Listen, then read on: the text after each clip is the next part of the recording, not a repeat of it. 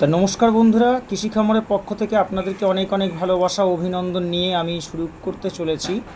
দেখুন, আপনাদেরকে দেখাচ্ছি আমার আজ 17 দিন বয়স এই কই মাছের রেণু। তা রেণু থেকে আজকে চারায় পরিণত হয়েছে। তা দেখুন কিভাবে আমি হাঁপায় রেণুর থেকে চারা তৈরি হয়েছে। তা আপনাদেরকে পুরো ভিডিওটা দেখার জন্য অনুরোধ করছি। আপনারা দেখুন, আপনারাও এইভাবে মাছ চাষ করুন, অবশ্যই আপনারা লাভবান হবেন আশা করছি। আমার এই ভিডিওটা দেখে আপনারাও অনেক কিছু শিখতে পারবেন। তা দেখুন কিভাবে অরিজিনাল ভিয়েতনামি কই মাছের চারা, মানে ডিম থেকে আমার রেণু থেকে এখন চারা তৈরি হয়েছে। তা যদি কোনো কারুর প্রয়োজন হয় অরিজিনাল ভিয়েতনামি কই মাছের চারা, আমি বিশ্বাসের সাথে আমি আপনাদেরকে বলছি, আমি চ্যালেঞ্জ নিয়ে বলছি, খুব ভালো মানের পোনা আমি দেওয়ার চেষ্টা করি এবং দিই।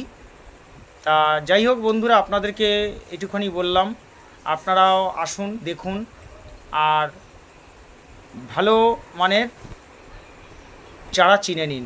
তা যাই হোক, আমি এখন খাওয়া দিচ্ছি। এটা আমার আজকে 1 মাস, কোনো না 1 মাসেই 7-8 দিন বয়স, 7 থেকে 8 দিন বয়স হবে। আমি দেখুন খাবার দিতে চলেছি। এখন খাবার দেওয়ার সময় আপনাদেরকে আমি দেখাচ্ছি, দেখুন।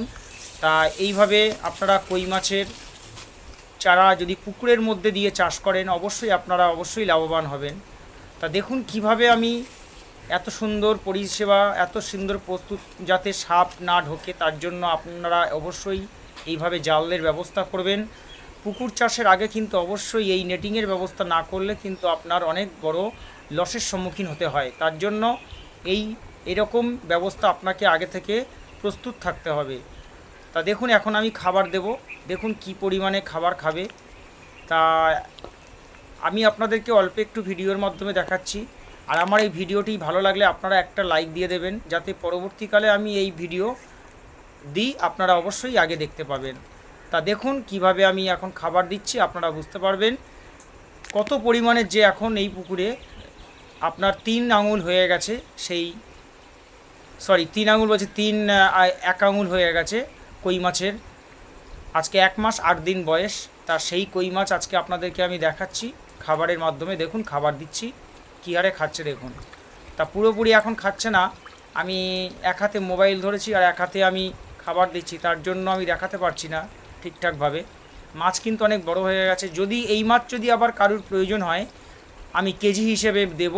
তা আপনারা আসুন দেখুন, মাছ চিনে নিয়ে আপনারা চাষ করুন, দেখবেন আপনারা অবশ্যই লাভবান হবেন।